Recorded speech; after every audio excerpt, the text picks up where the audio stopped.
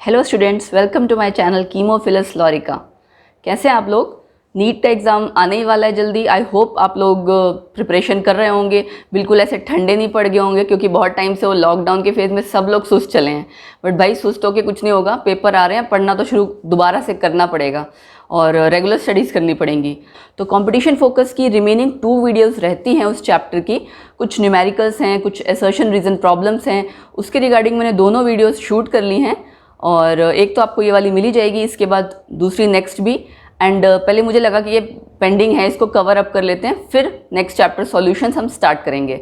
और सॉल्यूशंस के लिए भी मैंने वीडियो एक शूट कर ली है एंड कुछ सरप्राइज़ वैसे तो मैं सोच रही थी नहीं बताऊं, बट बता देती हूँ। कुछ व्यूअर्स की ख्वाहिश थी कि रिक्वेस्ट थी कि मैम आपका फेस भी साथ में आना चाहिए। वैसे तो यार पिछले 1.5 महीने से ना थोड़ा देखने लायक भी नहीं बचा है, बट क्या बोलूँ, अब आप लोग की ख्वाहिश है, पूरी तो करनी पड़ेगी। तो कुछ एक्सपेरिमेंटेशन किया है मैंने एंड आई होप आपको शायद पसंद आ ही जाएगा। थोड़ा थोड़ा आएगा, थोड़ा थोड़ा नहीं आएगा, जो भी होगा आप कमेंट सेक्शन में बताइएगा। बट उस वीडियो के लिए आपको थोड़ा सा वेट करना पड़ेगा, क्योंकि पहले हम कंपटीशन फोकस की वीडियोस निकालेंगे, देन आफ्टर दैट सॉल्यूशंस।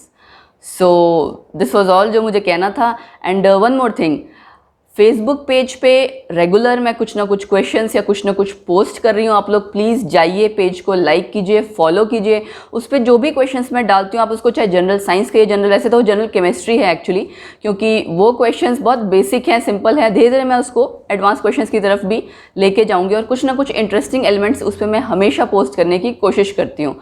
तो आप लोग प्लीज़ वहाँ जाइए, फॉलो कीजिए, लाइक कीजिए, रेगुलर पोस्ट देखिए कि क्या डाल रही हूँ मैं, क्या नहीं डाल रही। तो क्योंकि जितनी इंगेजमेंट या इन्वॉल्व सब लोग होते हैं तो अच्छा लगता है ना। सेम ऐसे ही मैं यूट्यूब चैनल पे भी कम्युनिटी पोस्ट में क्वेश्चंस डाल रहे हैं, आपने देखा ही होगा regular. And thanks to you guys, आप लोग उसमें, मैंने देखा आपका रिस्पॉन्स उसमें अच्छा आ रहा है, तो अच्छा लग रहा है। ऐसा लग रहा है कुछ और नए क्वेश्चंस डालें, कुछ और नई किसी और तरह से हम कुछ नया उसमें ऐड ऑन करें। सो इंटरेस्टिंग है, कुछ ना कुछ नया हम डेली, मैं भी इनफैक्ट सीख ही रही हूँ, कुछ ना कुछ और ऐसा डेली सीखते हैं हम कि बच्चों के लिए कुछ और किया जाए, उन्हें क्या ऐसी चीज़ है जो और इंगेज करेगी, पढ़ने में उनको मज़ा आएगा। सो बाकी आप लोग की अगर कुछ सजेशंस हैं तो आप लोग कमेंट सेक्शन में प्लीज़ बताएं कि कुछ ऐसा किया जाए, या जो भी आपकी विशेज़ हो किन्हीं भी वीडियोज़ को लेके, क्योंकि मैंने फन एलिमेंट्स भी ऐड किए हैं, पढ़ाई वाली चीज़ें भी, बाकी भी सब कुछ एक साथ ट्राई करना शुरू कर दिया है। And it was all just because of you guys कि हाँ मुझे कुछ करना है। सो बाकी चलिए लेक्चर पढ़ते हैं, स्टार्ट करते हैं दोबारा से कंपटीशन फोकस वाला पार्ट जहाँ हमने पहले छोड़ा था। और आई थिंक शायद पिछला आप लोग भूल गए होंगे, तो एक बार मेरी सजेशन है कि पिछली जो फर्स्ट कंपटीशन फोकस की वीडियो थी ना, उसको दोबारा से थोड़ा सा एक बार रिवाइज कर लीजिए, ताकि वहाँ और इस वीडियो में आपका लिंक बन जाए। तो पिछली वाली वीडियो का लिंक ऊपर आपको नज़र आ रहा होगा, वहाँ जाइए, हल्का सा जरा फटाफट एक बार गो थ्रू कर लीजिए, फिर ये वाली वीडियो आपको समझने में आसानी होगी। ठीक है, so let's move to the lecture. Hello students, competition focus का हमारा ये 3rd लेक्चर है, सॉलिड स्टेट के कंपटीशन फोकस का। तो लास्ट लेक्चर में हमने सिमेट्री एलिमेंट्स पढ़े थे, सिमेट्री ऑपरेशन पढ़ा था, क्या होता है, कितने टाइप्स के थे, वो हमने डिटेल में पढ़ा था। ठीक है, इस लेक्चर में हम उसके आगे करेंगे। मैंने कहा था 2 टॉपिक्स रह गए हैं, उसके बाद हम क्वेश्चंस करेंगे। तो एक है आपका टॉपिक लॉ ऑफ सिमेट्री। क्या कहता है लॉ ऑफ सिमेट्री? कि जो भी आपके क्रिस्टल्स हैं किसी एक पर्टिकुलर सब्सटेंस के, वो हमेशा ही उनकी एलिमेंट्स ऑफ सिमेट्री सेम होंगे। जैसे आपने क्यूब के केस में देखा, उसके 9 प्लेन्स ऑफ सिमेट्री थे, ठीक है, और 13 एक्सिस ऑफ सिमेट्री अलग अलग टाइप के, 2 फोल्ड, 3 फोल्ड, 4 फोल्ड और एक सेंटर ऑफ सिमेट्री। तो यानी टोटल मिला के हमेशा क्यूबिक क्रिस्टल के 23 ही डिफरेंट टाइप के एलिमेंट्स ऑफ सिमेट्री होंगे। तो क्रिस्टल आपका किसी एक पर्टिकुलर सब्सटेंस का same elements of symmetry show करेगा। यह है आपका लॉ ऑफ सिमेट्री। देन आपका आता है ब्रैग्स इक्वेशन। ब्रैग्स इक्वेशन क्या है? ये एक्चुअली आपके क्रिस्टलाइन सॉलिड का स्ट्रक्चर डिटरमिन करने के लिए एक्सरे मेथड से, डिफ्रैक्शन मेथड से ब्रैग्स ने एक इक्वेशन दी। अब देखिए क्या है ये, आप यहाँ फिगर में देख सकते हैं कि रेज आ रही है आपकी इंसिडेंट बीम किसी एक एंगल पे और रिफ्लेक्ट हो जा रही हैं। ये डी आपको जो दिख रहा है, ये 2 प्लेन्स हैं, इंटरप्लेनर डिस्टेंस है। ठीक है, तो एनालिसिस जो आपका क्रिस्टलाइन सब्सटेंस के स्ट्रक्चर को अगर आप जानना चाहते हो, एनालाइज करना चाहते हो यूजिंग डिफ्रैक्शन ऑफ एक्सरेज, वो क्या कहलाता है? X-ray analysis. अब X-rays are diffracted by crystals, ये आप देख सकते हो ना, डिफ्रैक्शन एक्चुअली प्रोसेस शो करती है एक्सरेज। डिफ्रैक्शन क्या है? बेंडिंग ऑफ वेव्स है actually, bending of waves around the corners of obstacle, या किसी भी तरह का ऑब्स्टिकल आ रहा है तो किस तरह से वेव बेंड कर रही है, स्प्रेड हो रही है, दैट इज डिफ्रैक्शन। ये किस पे डिपेंड करेगा? वेवलेंथ ऑफ द रेज पे। डिफ्रैक्शन जो शो हो रहा है, आपका प्रोसेस हो रहा है, वो डिपेंड कर रहा है wavelength of the incident ray और किस टाइप का आपका क्रिस्टल है। इन दो चीजों पे डिपेंड कर रहा है। इसी के बेसिस पे पूरा आपका ब्रैग्स ने स्टडी की और ब्रैग्स इक्वेशन दी। ब्रैग्स इक्वेशन अब कहती क्या है कि जब आपका ये रेज एट थीटा इंसिडेंट होगा, उसके बाद ये रिफ्लेक्ट कर जाती है किसी एंगल पे, ठीक है। तो ये डिपेंडेंट होता है एक तो डी पे, इंटरप्लेनर डिस्टेंस पे, और आपका लैम्डा पे। तो क्या इक्वेशन है ये देखते हैं। इक्वेशन है आपकी, देखिए ये 2d sine theta is equal to n lambda. अब इसमें d तो मैंने आपको बता दिया इंटरप्लेनर डिस्टेंस है, n आपका क्या है 1 2 3, जो भी है आपकी वैल्यूज मैक्सिमा है ये, वो मैक्सिमा जो कि ऑब्टेन हो रहा है एट डिफरेंट एंगल्स। इसको आप अलग अलग कैसे कहोगे? Diffraction maxima of first order, second order, third order. तो ये इक्वेशन है आपकी ब्रैग्स इक्वेशन। बाकी क्रिस्टलाइन सॉलिड में एटम्स और आयंस देखिए आपको पता है कि कैसे ऑर्डर्ड मैनर में अरेंज होते हैं। अब ऑर्डर्ड मैनर में अगर अरेंज्ड हैं तो distance between adjacent atomic planes यानी कि डी इंटरप्लेनर डिस्टेंस वो हमेशा सेम ऑर्डर का ही होगा जिस तरह की वेवलेंथ होगी। मैंने कहा ना डी और लैम्डा आपके एक दूसरे के प्रोपोर्शनल रहेंगे हमेशा। When a beam of X-rays is incident on the crystal किसी एक पर्टिकुलर एंगल पे तो रिफ्लेक्ट होगी, वो रिफ्लेक्ट होगी। तो स्टार्टिंग अगर आप कर रहे हो theta is equal to 0 degree से, और जैसे जैसे आप एंगल बढ़ाते जा रहे हो आपकी डिफरेंट वैल्यूज आएंगी, ठीक है। और रिफ्लेक्टेड रेज हमेशा इन फेज में रहेंगी और मैक्सिमम इंटेंसिटी होगी। तो बेसिकली इतनी सारी थ्योरी के बजाय हमें जो मेन चीज जाननी है वो क्या है? ये इक्वेशन। यहाँ पे एन की वैल्यू जो भी आपका मैक्सिमम ऑर्डर क्वेश्चन में दिया होगा उसकी वैल्यू पुट करोगे। बाकी डी या लैम्डा में से, डी लैम्डा और थीटा, इन तीनों में से आपको कोई एक वैल्यू कैलकुलेट करनी होती है, ठीक है। कई बार एन की भी वैल्यू कैलकुलेट करनी होती है। तो बहुत सिंपल है, सीधे क्वेश्चन में आपको वैल्यूज पुट करनी है एंड दैट्स इट, उससे ज्यादा कुछ नहीं। तो ये दो टॉपिक्स हमारे रहते थे। अब हम करेंगे क्वेश्चंस, 5-6 क्वेश्चंस कुछ करेंगे हम जो हमारे पेंडिंग रह गए थे। उसके बाद हमारा ये चैप्टर कंप्लीट हो जाएगा, ठीक है। Then will start with solutions. Question number 1 क्या कहता है क्वेश्चन? Using X rays of wavelength 154.1 picometer and starting from the glancing angle, the reflection from silver crystal was found to occur at theta. Lambda मिल गया हमें, theta मिल गया, ठीक है। Calculate the spacing between the planes of silver atoms that gave rise to the above reflection. यहाँ देखिए sign इसकी वैल्यू दी हुई है। तो आपने इसमें करना क्या है? हमें इसमें क्या कैलकुलेट करना है? डी की value, interplanar distance actually spacing between the planes calculate करना है। तो लैम्डा की वैल्यू हमारी कितनी दी हुई है? 154.1 पिकोमीटर, ठीक। ये आपका है first order maxima. Diffraction order आपका फर्स्ट है, starting from the glass angle लिखा हुआ है ना, इसलिए। देन आपका आया थीटा की वैल्यू 22.20 डिग्री, ठीक। अब आपको जस्ट क्या करना है? 2d sine theta is equal to n lambda, आपने लिखा फॉर्मूला, इसमें आप वैल्यूज पुट करोगे, that's it. N lambda 2 sine theta, n की वैल्यू 1, लैम्डा 154.1, उसके बाद 2 इंटू साइन 22.20। वैल्यूज आप कैलकुलेट जब करोगे 2 इंटू यहाँ इसकी वैल्यू पुट कर दो इंटू 0.3778, ये कैलकुलेट करके आपका अप्रॉक्स आ जाता है 203.9 यानी कि 204 पिकोमीटर। था ना सिंपल? जस्ट वैल्यू पुट करनी है एंड दैट्स इट।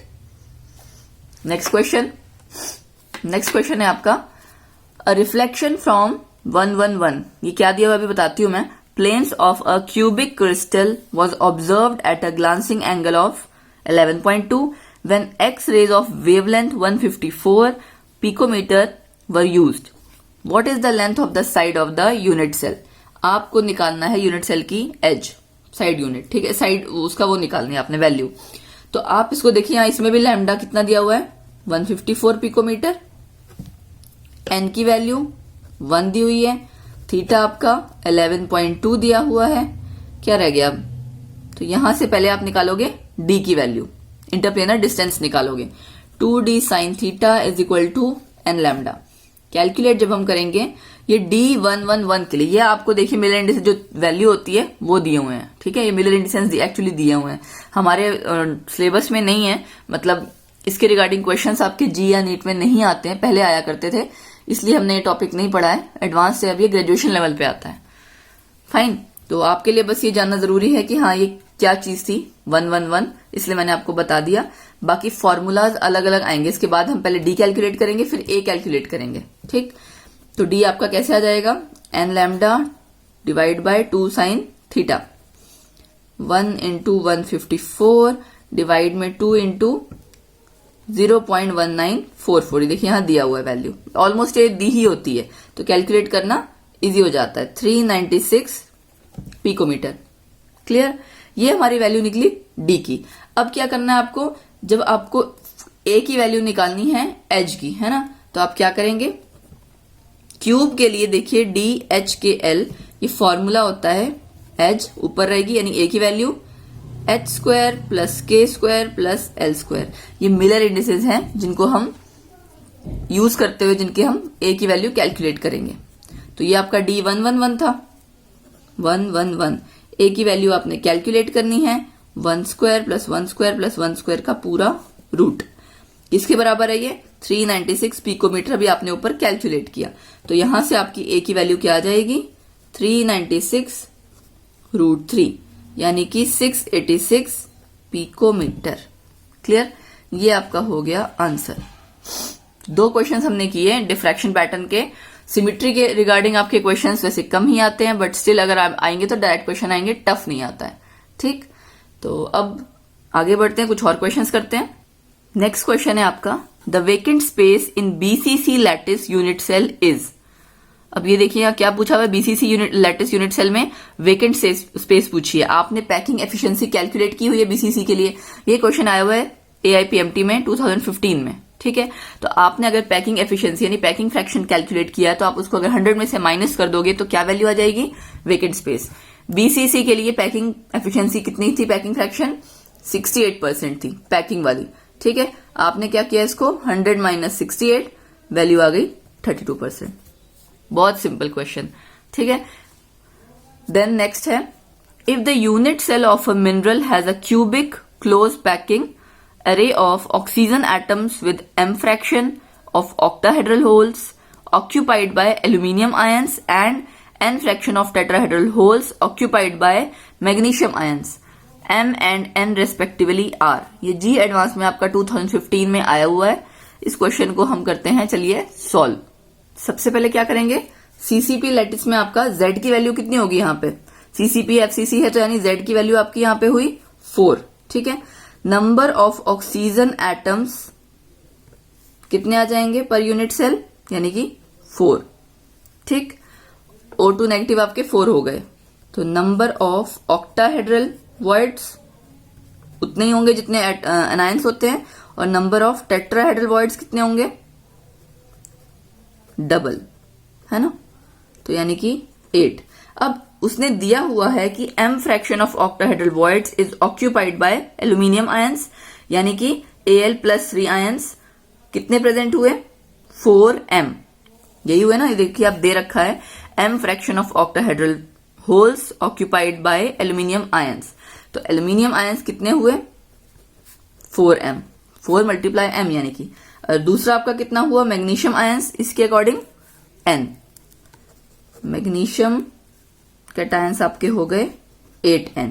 तो फॉर्मूला आपका मिनरल का क्या बन गया, फॉर्मूला अगर आप देखो तो बना Al 4m, Mg का 8n और O 4। अब आपको पता है टोटल चार्ज पूरे कंपाउंड पे 0 होता है ना, पॉजिटिव नेगेटिव सारा मिला के, तो आप क्या करोगे, उसमें 4m को हम मल्टीप्लाई करेंगे 3 से क्योंकि एल्यूमिनियम +3 है, देन 8n इंटू +2, यही करेंगे ना इसके लिए, मैग्नीशियम के लिए। उसके बाद +4 इंटू -2 इज इक्वल टू 0। ये जब आप पूरा कैलकुलेट करोगे तो कैलकुलेट करके आपकी वैल्यू आ जाएगी, देखिए 12m और 16n आया -8। ठीक, यहां से आपने कैलकुलेट कर लिया। अब आपको क्या करना है, या तो आप इनको mn की वैल्यू किसी से निकाल तो सकते नहीं, यहां से आपको चेक करना है कि कौन सा वाला आपको ऑप्शन है जो इसको सेटिस्फाई कर रहा है, यानी 0 आ जाएगा। तो जब आप चेक करेंगे तो आपको पता लगेगा, जब m अगर हम हाफ लेते हैं और n की वैल्यू 1/8 लेते हैं, यानी कि कौन सी ऑप्शन हुई, पहली ऑप्शन। तो हमारा आंसर आ जाता है करेक्ट, यानी कि 0। ठीक है, क्या किया देखिए हमने, जैसे हम नॉर्मली फॉर्मूला निकालते थे वही किया, बस लास्ट में क्या किया हमने, m और n हमें नहीं पता था, कोई और रिलेशन नहीं पता था, हमने चार्ज के अकॉर्डिंग m n दोनों इस तरह से निकाला, एक इक्वेशन आ गई 0 के इक्वल इक्वेशन आ गई, तो उसके बाद हमें ऑप्शंस को कंसीडर करते हुए आंसर निकालना था। करेक्ट, सो हमारी ऑप्शन आ गई first. Next question, direct question ही है नेक्स्ट आपका।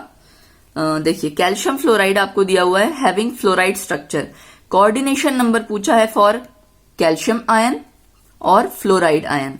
अब आपको पता है इसका CaF2 स्ट्रक्चर है ना कैल्शियम फ्लोराइड का, ठीक है, फ्लोराइड स्ट्रक्चर, क्या इसमें वैल्यूज है, तो डायरेक्ट क्वेश्चन है, आपको ऑप्शन दी हुई है 4 and 2, नो, मतलब कैल्शियम के लिए 4, फ्लोराइड के लिए 2, नहीं।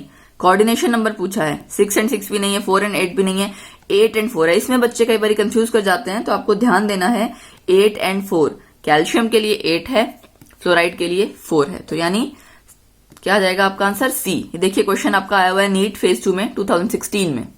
Then next question, a metal crystallises in FCC structure if the edge length of the unit cell is a, the closest approach between two atoms in metallic crystal is।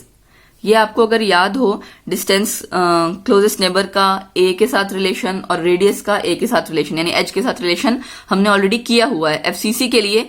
ये जी main 2017 में direct question पूछा हुआ है। FCC के लिए आपका answer आता है a/√2, d is equal to a simple के लिए था, a/√2 आपका आता था FCC के लिए। तो आपका क्या आंसर आ गया इसमें, बी ऑप्शन। ठीक है, बी ऑप्शन आपका आ गया।